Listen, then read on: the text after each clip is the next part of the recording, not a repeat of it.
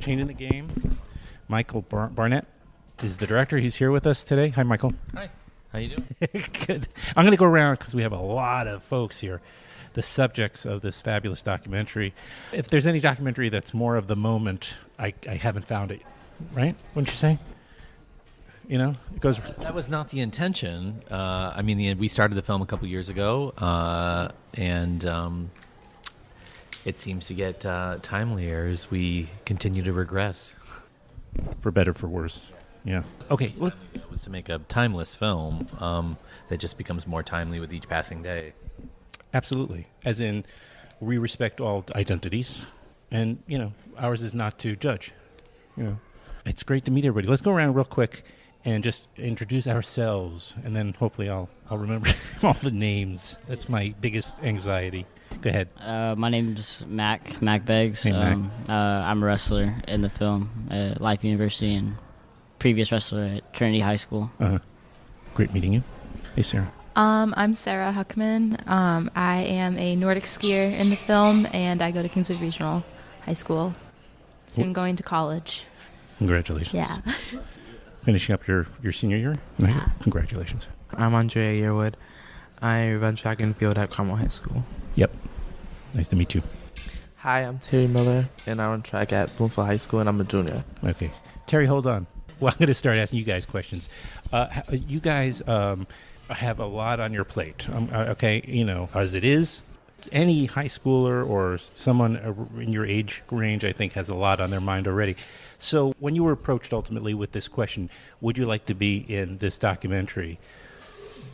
And you obviously talked to your families and maybe friends and understood what that would mean, as far as exposure.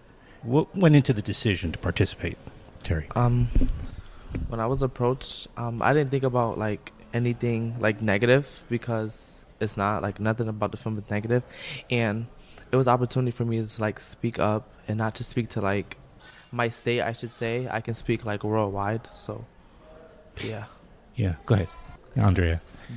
And I want to also talk about this wonderful scene where you really spoke so beautifully about Andrea, Terry, and it's an interesting conversation to have about, can you be an activist if you don't even intend to be one, just by the way you live your life, Anyway, go ahead, sorry. When I was approached about doing the film, I imagine I was very, skeptical in ways, as in I've never been in a documentary before. I didn't know what it would really entail, but very soon I came to the decision that I wanted to be in it in order to, again, help advocate for other people, and not only in our state, but worldwide as well. Mm-hmm. Thank you. Yeah. When I was first asked to join this documentary, I really was again, I was skeptical. I didn't know what was to expect of this. And through time, thinking about it and coming closer to the final decision of am I going to be in it? Mm-hmm. I was okay, this isn't about me. This is about the greater picture for more than just my small community. It's worldwide, and for other transgender people in the world to know that they're not alone. Mm-hmm. That's kind of what made my final decision be this is what I really would like. You also had a very powerful scene. Well, y'all did. I'm just saying arbitrary things now. But when you testified, that was an amazing moment. We can talk about that in a minute. But when I was approached, I was already doing a lot of podcasts and stuff. So, oh yeah. Yeah, and so when this isn't the first one, is that what you're saying? No, but a lot of other people asked me and approached me about different opportunities to do different they promised me a movie, a documentary, but something about when Michael's team approached me, that he had a team. That there was a team. Yeah, I felt there was a team, because then after one person asked me, there was 2 or 3 more people literally next week that were just hey, well, we're ready to come down. And I was just because I basically said I said yes. I didn't approach my family or anything yet until I told them. I was hey. Oh, really? Yeah, okay. I was just hey, there's these people that want to do a documentary, and I want to do it. I feel it's a good opportunity for me to get my voice out there. And they were okay. And then ever since then, it's been a wild ride and fun trip, and it's been fun and emotions and everything. And they went through everything when everything was going on, and it's just been a really great time and a wonderful opportunity. So, yeah. Great. Michael, filmmaker. You can take this. We got their perspective. What about you as far as searching for your subjects? Not only did you have to find the right within this community, you had to find a diverse group, but also you knew that this was a pretty big deal. Did they know what could possibly be the results of so many people seeing them in this movie? Yeah, I've made a bunch of movies, and I've seen how the effect of a film, the aftermath of a film, the byproduct of a film can affect someone's life in a positive way, in a negative way. And we didn't just show up with cameras. We talked a lot. I mean, we talked to Mack for nearly a year. And the conversation was always, when you're ready, if you want to do this, we'll be here. There was, a lot of heat on him at the time. And we just said, if the smoke clears, when the smoke clears, we'll be here, because we want to tell the story in a different way. We want to, be here for a long time. Over the course of about a year and a half, we ended up shooting with Mack, and I flew out and met with Sarah almost a year before we started shooting. We started talking about a year before we started shooting. It was a long, slow burn, and we wanted to be really honest with everyone and say, we don't know what's going to happen, but if we make the film that I'm intending to make, it could be a lot of attention. And do you want that? And are you ready for that? And if not, that's okay too, And we reached out. We kind of did a big search for every transgender disclosed athlete we could find all over America, and there was less than 10. To think about how many youth play sports, and how we found, I think, 15 to 17,000 disclosed transgender students in Texas, and we found one athlete. That doesn't equate to. Doesn't make any sense. It doesn't make any sense. It can't possibly be. We know that. So and then the film gets at the heart of why that is, because you guys step out there, and just by stepping out onto the field or the track or what have you, you're controversial. It's a complicated matter for many parents. They're threatened by it or something, but they have no business, screaming at young adults / children. But this gets to the heart of the controversy in the film, right? You guys, were you already just so used to it? Or, it comes almost like you guys take it in stride. Am I wrong in that? Or is it really as painful as one would assume it is? Hi, Terry. Hi. For me, I feel like it's gonna get to you some way, but you can't let that really affect your process or progress in your sports. And I feel like we use that as motivation. So they're trying to break us, but it's only building on top of what we already have. Is there any part of you that understands where they're coming from, or is it just bad? It's no good. Don't do that. If someone has an opinion and you state your opinion in a certain way, I can't be mad at you. I can't, say certain stuff, because that's not my place. Everyone is entitled to their own opinion. But I feel like when you draw that line, that's the part that I don't agree with. You mean cross it? Yeah. Draw, cross. Draw it and then cross it. How's that? Yeah, just like that they've stepped over the boundaries. Yeah, but if they're respectful, is your point, then you can have a conversation. Or do you feel like you even would have a conversation if? Be respectful of somebody's lifestyle choices. If you don't agree with who we are, then the most respectful thing is to just be quiet. When it comes to politics, I'm not going to talk about my opinion on politics if I feel like it's going to be a heated conversation. There's a time and a place for that, but a time and a place for with sports, and when you're at a state championship match, that's really hard for especially for a kid who's 17, 18 years old to hear that. That's really detrimental, emotionally, psychologically, and that it's just not right. Like, that's just you being a bully. I agree with that. Yeah. Did you have some thoughts on that?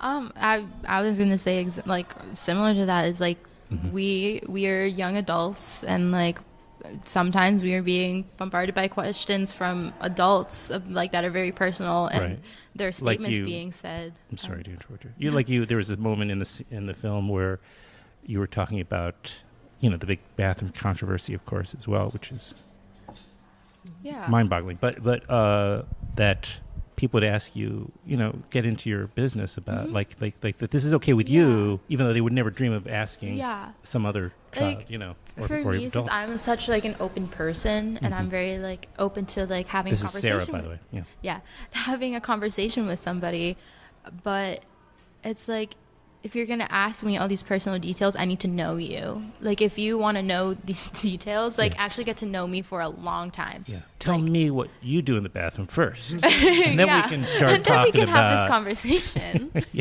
exactly. And I don't know if I said it, like the fact that the big controversy when you step out there and the parents respond. So, well, not all the parents, certainly. Some are very supportive too, right?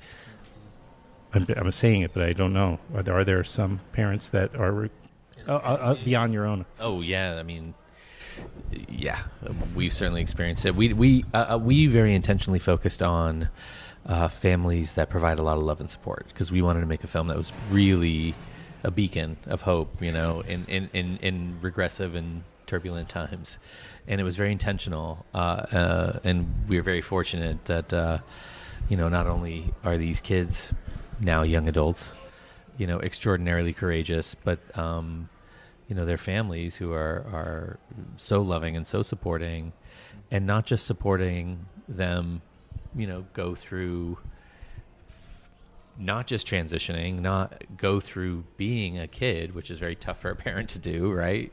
Kids are a handful at all times. But they're also supporting these kids in a way that's very public. I mean, they let me in, and that's intrusive, and they did that with also a lot of love and support, and a lot of guidance, and a lot of trust. It's I think a complicated thing to let someone like a filmmaker come into your life in a time, where there's a lot going on with all of you. So yeah, it's complicated. It's complicated for me. It's I think about the ethics of it, and it's all interesting, but I'm very grateful that they did, and I hope that there's I don't know, it's worth it. Again, the film is called Changing the Game, and it's world premiere at Tribeca Film Festival. We premiered last night. Yeah, the world premiere was last night. Congratulations. But it doesn't also, it's not so polemical or whatever. Like, it doesn't say, here's the way you should feel about this subject. Because, like, there are parents that were threatened, like, because their kid, Andrea and Terry, could run faster than their daughter, who was cis female.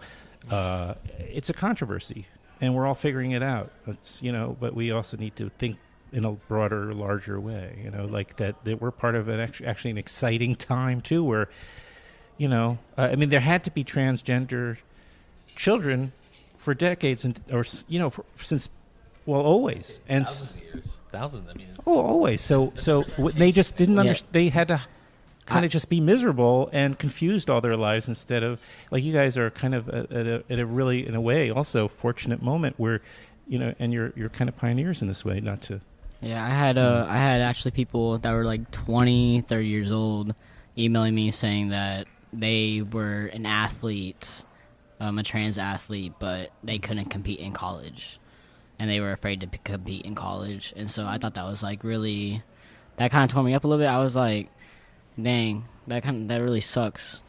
That sucks. I'm really sorry. And like, now that we're able to do this for other kids, it just makes me feel like this really does matter, and it's gonna make an impact, like, on a lot of people for the future and present. Sure. I mean, I know you're supporting the film. You're here. When was the first time you saw it? Did you have like a friends and family screening, I assume? Yeah. Right. Where is this mostly taking place? By the way, the film. Oh, different theaters, wherever. I mean, I'm sorry. Where was it shot? Mack's from Texas, and Sarah Rose is from New Hampshire, and Terry and Andrea from Connecticut. And we focused on kind of the kids, of course, first, but also on policy, because the contrast of policy is important in the film.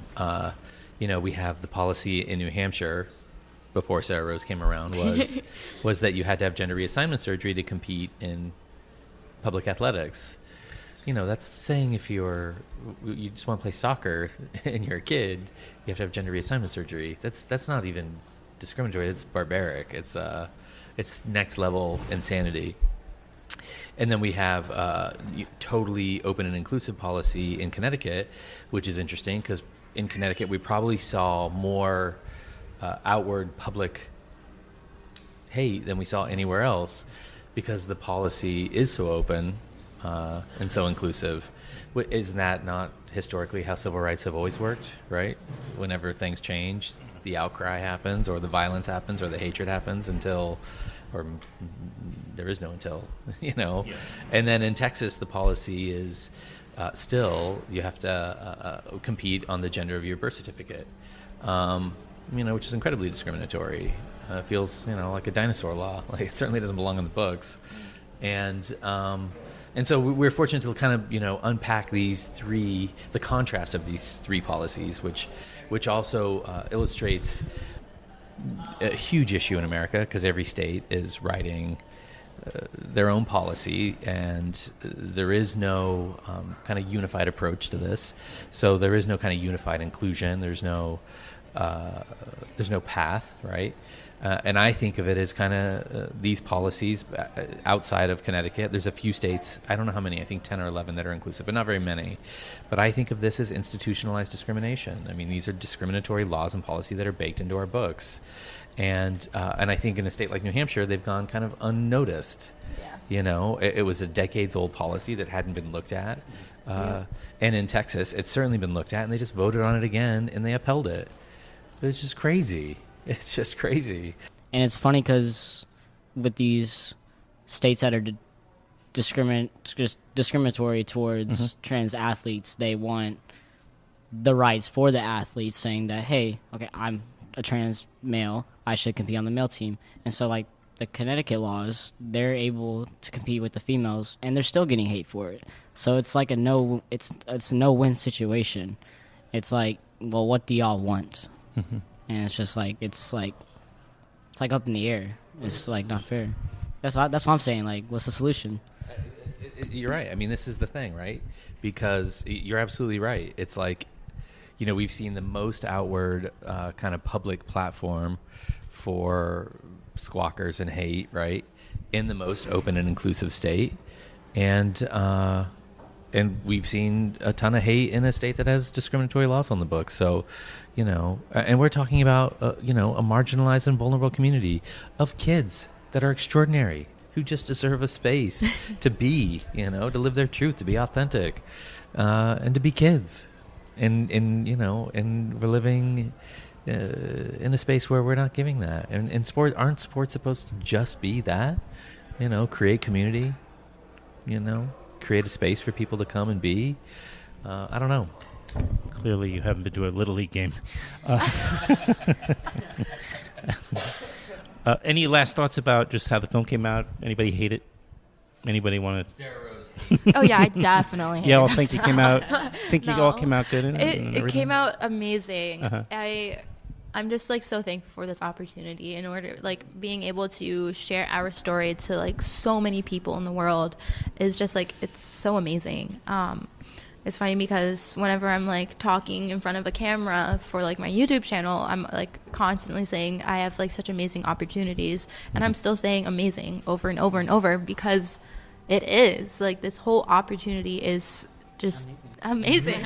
See, there we go. Is it amazing? Since you mentioned it, just let people know how to find your YouTube page.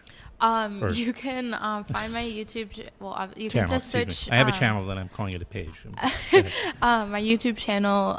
My name on there is Sarah Rose, so you can just type that in and you'll find it. SARAH, and then Rose. Very good. Like the rose. Sarah Rose. Hey. How do you think you came out, Andrea? Are you proud of the film? Very much so, yes. good. I think it came out, again, like, wonderfully. Uh-huh. And it's very well You said crafted. wonderfully. It's different. I didn't want to steal her word. But it was very well crafted. Thanks to yes, I Michael. agree with that. And just the whole team and everyone else involved. It was just very... Yeah. There we go. Well Wonderful. edited Yeah. and structured, and Exactly. the message was clear. Yeah, I agree with Exactly, that. Terry, any last thoughts? It was beautiful, Oh. and Amazing, wonderful, and beautiful. it was beautiful because You guys should write for the New York Times. because it showed that we don't just do this for our first place win. Mhm. We do it because it makes us happy, and it keeps us in like the right mindset and keep us like going and motivated. So, yeah. Great. Thank you, everybody. I'm honored. I have a young son, 14 years old, but if he turns out as wonderful, beautiful, and amazing, I'll be thrilled. So it was nice meeting everybody. Thank you. Thank you. Thank you, Michael. Thanks.